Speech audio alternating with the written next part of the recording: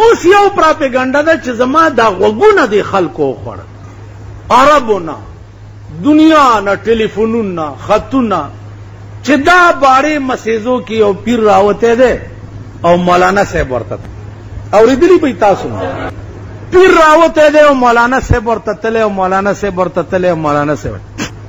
زه تاسو ته خبره کوم، په دې منبر ما تاسو ته ویلیو چې زه د انګریزانو ګلجو ته هم تله، ویلی مې درته د هندوانو مندر ته هم تله، ما د هغې سپیچونه هم اورېدلي دي، د سیکانو ګوردوارو ته هم تله، د هغې سپیچونه مې اورېدلي، پادریانو د انګریزانو چې کوم ملیاني ای سره مې بارها په ګلجو کې باسونه شوي دي. دا کار زما یو عادت دی، څه زمانه مخکې دلته ګلاب بابا راوتی په سپیرسنګ کې، ګلاب بابا دی چې ګلاب بابا دی چې ښځې دي چې نر دي، ښځې دي نر هغه دی چې کوچنډي په ترخ کې دي او ښځه ورپسې. زه لاړم سپیرسنګ ته چې دا ګلاب بابا خو وګورم چې دا قصه زما یو عادت دی چې یو شی مې په سترګو نه لیدلی نو په شیشه د چا بد ویل مناسب نه، اسلام کې دا جرم. زم لاړم سپیرسنګ، هلته هم خلقو دا پراپیګنډه شروع کړه چې ګلاب بابا ته مولانا صاحب هم راغلی دی، تالاو مې ولیدو، دلته یې وینه پرته وه او دلته یې متیازې کړې وې او دلته یې دا قصې نسې مې ټولې ولیدې چې راغلم نو بیا مې پې شروع وکړه. خیر که تاسو خیال وکئ اوس دلته نه ګلاب بابا جوړ دی، دا د بلیسار خوا کې دا زیارت حکومت مهرباني وکړه چې پولیس یې مقرر کړ چې دا زنانه څوک نه چیړي، دا زنانه روزي چیړلو له ته چیړل بند دی، دا خو روزي دی له چې څوک شته نه چې ما وچیړي. دا مې هغه ورځ د دې یو ذمهوار سړي ته وویل، ما هغه غریبان یې روزي څله او تاسو پولیس ورته ودرول، زیارت کې څه وایي؟ د ښځو زیارت کې څه کار؟ د ښځو هدیرو کې څه کار؟ رسول الله صلی الله علیه وسلم نه زیات امین نه څوک و نه به پیدا شي، پیدا به شي؟ د هغه نه لوی امین نه پیدا او نه به پیدا شي. په 3 کاله عمر کې څوک دې دا ثابته کړي چې پیغمبر پردی ښځې له لاس ورکړي؟ څوک دې دا ثابته کړي؟ بیعت به چې ښځو ته کېده، صدر مبارک به وغوړېده چې په دې لاس کې خپلې بیبي سره سهار په تیاره کې خبرې کولې. صحابه تیر چې تیر شو، ده ورته آواز وکړو، خبره واورئ، ای راله صاحب السلام علیکم یا رسول الله، ورته دا زما پلانۍ بیبي ده، ما دې سره خبرې کولې، تاسو تیر. هغې وی چې مونږ خو وی نه، انسان عجز دی، اسې نه چړک هم دا تیري چې پیغمبر چېرته پردی ښځې سره خبرې کوي. دا د پیغمبر شان. او بیا د پیغمبر بیبیان چې د هغې د ویښته متعلق هم د چا غلط خیال پړه کې راشي، ټول عمر له تباه شو، ټول عمر له تباه شو. دې سره به پیغمبر دومره احتیاط کول. نو عزیزانو باړه کې هغه هلک زه په دې نیت نه یم تلی چې زه هلته منجور کېږم، یا جارو عالم په خلق ښځو به یې مږم، یا به چاله لوټې دمومه، په دې نیت نه یم. چونکې 2-3 کالو نه ما به اورېدل چې داسې دی داسې دی داسې دی، نو لاړم په دې نیت او ښه کافي وخت مې هلته تېر کو. ما دا خیال نه و چې دا خلق به دې هلک نه دومره لویه نخره جوړوي. عزیزانو یو کرامت دی، یو استدراج دی، دا اوس علم سره تعلق لري، تاسو به زه څنګه پې پوهوم. کرامت خلاف عادت د یو ولی او بزرگ په لاس یو کار کېدل، دې ته کرامت. او دا کرامت بیا د ولی په اختیار کې نه، دا کله کله بې اختیار هغه نه. یو استدراج دی، وظایف پخول، وظیفه پخول، یو ورد او وظیفه ده، هغه پخول، په هغې کې چله ویستل، یو په هغې یو کار کېدل دي. او یو په کرامت کې دی. یو بزرګو هغه یو وظیفه پخ کړي 13 روپے ورځ بسار هغه ته د بالښت لاندې پرتی.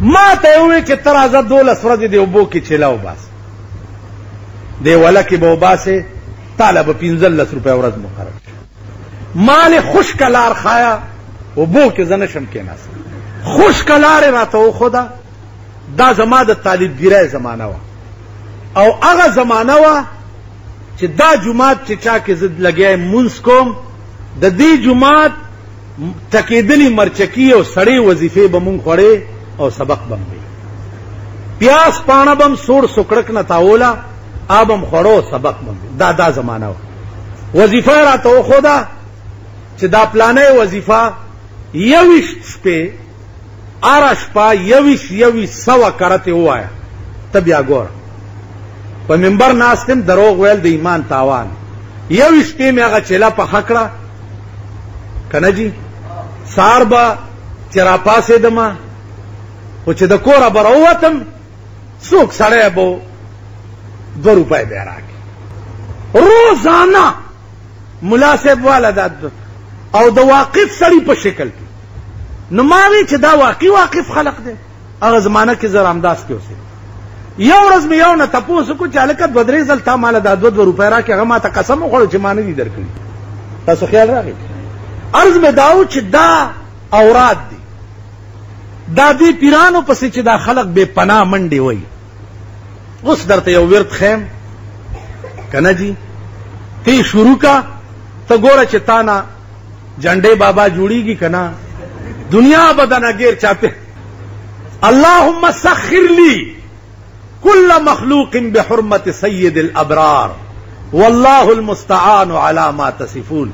د دې یو خاص مقدار دی هغه چلاو باسا ته ګوره چې خلق در پسې را منډي وای کنه وای خو لا خلاق لهم فی الاخره.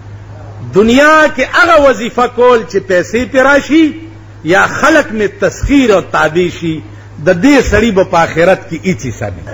تاسو خیال راغی دغه لکلا دا یاد لري چا دا پروپاګاندا جوړه کړي چې مولانا صاحب ورغه چې زه نه منم او هغه ورته وی چې وایا او بیا دا چلو شو او دا چلو شو. په دغه خلق امدانه او خېجا و ظالمانو چې یو شیم په خپل سترګو نه لیدلې په خپلم کتلې ني و بدبخت قوم و بدبخت. ها مولانا صاحب ولا چې دغه ورکو چې دینه لډو جوړ کا او دینه اگای جوړا کا او دینه انځر جوړ کا او دینه پلانې شي جوړ کا او دینه دا دبلې ما پسې شروع کړی یو نجی. ما خیال دی ټول پاکستان مانه تاسو کو چې ترشتیا تله اوس التم سوک ناس نغاره والا او خلق لدا تاثر ور کوي چې دیر اغله او تاسو مرضی نو دا یاد لري عزیزان الک دے کم عمر الک 17-18 سال عمر کې مجذوب طبیعت ته سو وظیفه ورته د جمعات امام خودلې دا یا حی یا قیوم یا ذل جلال والاکرام. ٹھیک ده پاغه دومره غوندي لوټه راوالی او دا چې پیوي پچوفي کی خړه غوندي شي. ما په خبره پويږي د دغه نه په اخوا کنور څوې چې دی به مال خزر کی دی به مال زوی را کی دی به مال لور را کی دی به مال رزق را کی دی به زما ژوند خکی دی به زما کاروبار خکی دی به ما د زیاولت په ځای کې نه. والله العظیم چې دا ټول سيزونه د خدای سره دي او کده دنم اوغختنو مسلمان. تاسو خیال راغی کوم شی چې د خدای نه د غختو ده او هغه د بندنه وغواړي نو یوازې ګناه نه بد پټکی مشرک. نو زما عزیزانو اوس ما ته خلق راځي چې خزي دي او سړی دي ما زما پلار دا بندول شي به زه د خزو علاج کولې ما خو د خزو په سر ځان کوی کې اچول ته تړلې دي دا خزي دي خدای خیر ساتي چې الټه ما چاله وجنی مینا او زه څوک ته دا شی لاس کې راکا د یو میاشتې حکومت او مال د پاکستان خزي معلومی دي یو 2 خزي زوړندوم 2 خزي کتا بار خزه ولیدا زما په دې مخ دوی د ایران نه زیات ایڈوانس نه دي ته ورشه ستا په یونیورسټۍ کې ایرانی جینکۍ دي سر نه تر خپو پورې د ویښته عمره ځای پکې نه ښکاري او ستا د یونیورسټۍ لونډې اکیمارې مو ګوره اکی ټیمونه جوړ دي اوس به بار ملک زمونږ د ملک جینکۍ فتوې والا مونږ تیار کړي دي چې کویشته وي جلال نو ګیدړ به وي الله فتوې والا تیاری کړي دي. نو عزیزانو دا واقعات دي د دغه هلک متعلق زه یقیني تلم او تلی دې دپاره وم چې وګورم چې دا واقعات څه دي. نو دا وظایفو سره دا کاتې ماتې کېږي. نور نظام زندگی د چا جوړول که دا د عقیده په انسان راوسته نو کافر بشه. ښځې بند کوي ښځې بند کوي ښځې بند کوي کومه ښځه چې بلا منشې د کوره ووته بلا ضرورته د کوره ووته تر هغې په میړه او په دې لعنت ورېږي چې تر څو واپس نه ادیرو ته پیرانو ته زیارتونو ته د ښځو تلل په دې زمانه کې حرام او ناروا دي. د لعنت مستحق میړه او ښځه او بچي ټول بلکې ځوانه څه کوي زړې به هم نه ځي. تاسو د زړو د کیسو نه یې زړه به هم نه ځي. زړه چې د کوره وځي 2 لکه فتنې ورپورې ونښلي که نه ده داسې. دې وجې نه دا صورتحال دی. الله دې د خپلو مرضیاتو توفیق راکړي. خو دا په آخر کې بیا درته په ورورولۍ اپیل کوم چې خدای وپېژنئ خدای سره رابطه او تعلق پیدا کړئ. د کائنات مالک د خدای ذات دی مهربان د خدای ذات دی زما د زندګۍ راکوونکی او اغستونکی د خدای ذات دی.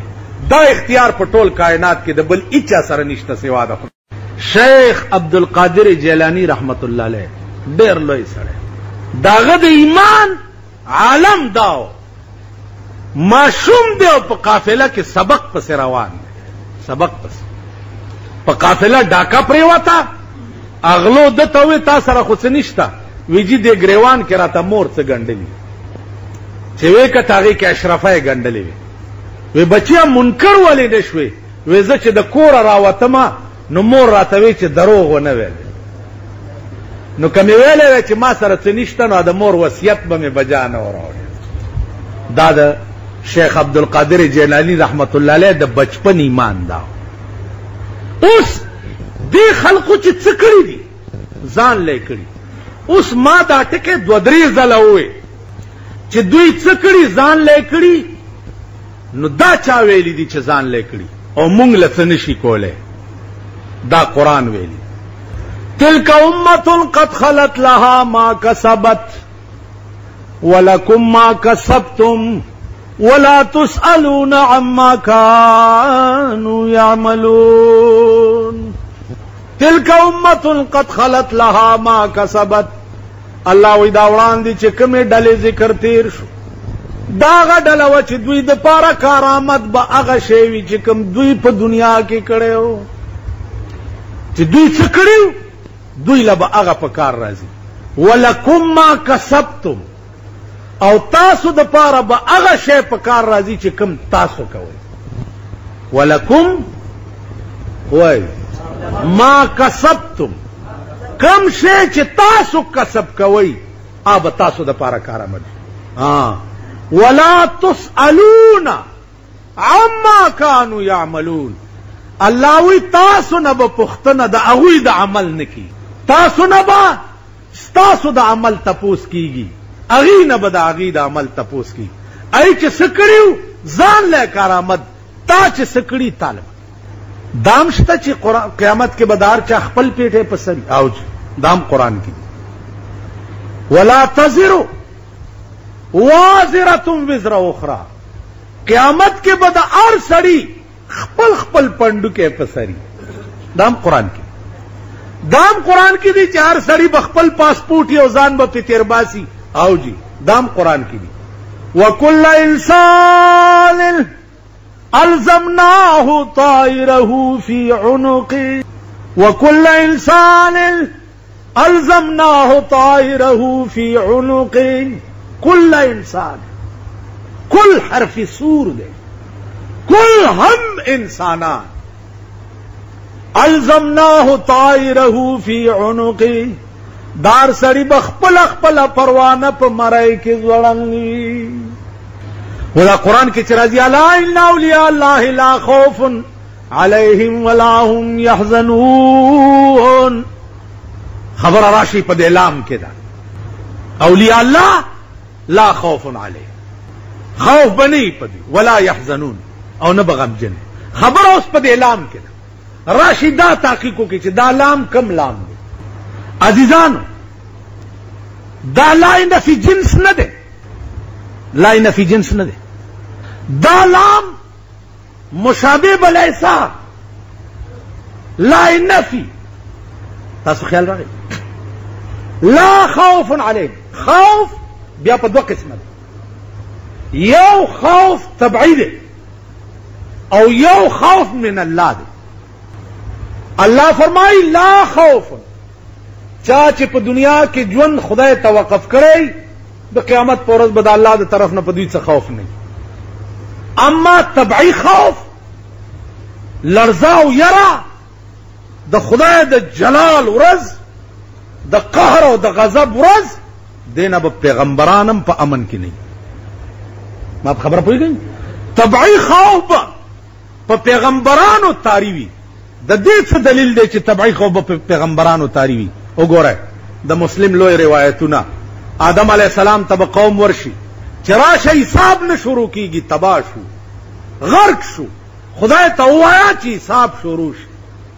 آدم علیہ السلام ورته وایي چې زنن هغه مخ نه وینم چې خدای ته پیش مام د غنمې د دانې کار چې کړی دی خدای ته زنه شم مخ. نوح علیہ السلام ته براش یا نوح ترازا و امام قوم ته خیره کړي و ما خپل اختیارات دنیا کې ختم کړي. موسی علیہ السلام ته، عیسی علیہ السلام ته، ادریس علیہ السلام ته، ابراہیم علیہ السلام ته، یونس علیہ السلام، کل پیغمبران به انکار وکړي چې موږ نه د خدای مخه ته. آخر الامر براشي دوی جناب محمد رسول الله صلی الله علیه وسلم. رسول الله صلی الله علیه وسلم فرمایي ټول پیغمبرانو ته خصوصي اختیارات چې ملو هغه په دنیا کې ختم کړی دي. زما خصوصي اختیارات ما په دنیا کې ندي ختم کړی، پټ می ساتلی دي، په قیامت کې به راو باسم او خدای ته به د امت لپاره پیش کوم. تاسو خیال راغی؟ نو عرض می داو چې طبعی خوف نه با په قیامت کې انبیا هم په امن کې دي، اولیاء خلاص کې، بزرگان خلاص کې. نو زما عزیزانو مونږ دنیا کې الله پیدا کړی دی لیو چې رابطه خدای سره پیدا کړي اور څپرې دی زړه د خدای کور او داسې کور کې لکه مولانا وی بخدا کے سینہ امرا، بخدا کے سینہ امرا بشگاف جان بیرون کن کہ درون خانه تو دیگر چیکار دارد. بخدا کے سینہ امرا بشگاف جان بیرون کن کہ درون خانه تو دیگر چیکار دارد. په خدای قسم راشه سینه مې وشلوه، زړه مې راوباسه، زړه مې سری کا دننه پکې وګوره. خدای زما زړه خو ستا کور دی، نو ستا په کور کې د بل چا څه کار دی چې دننه راشي؟ زړه بستا د خدای کور، ستا جبه به دی زبان حق نے ثنائے مصطفیٰ کے واسطے اور دل دیا سجدہ کرنا ہو تو یوں کر سر خدا کے واسطے اور دل مصطفیٰ کے واسطے. بل څوک خوشته نه، بل لا څوک دی.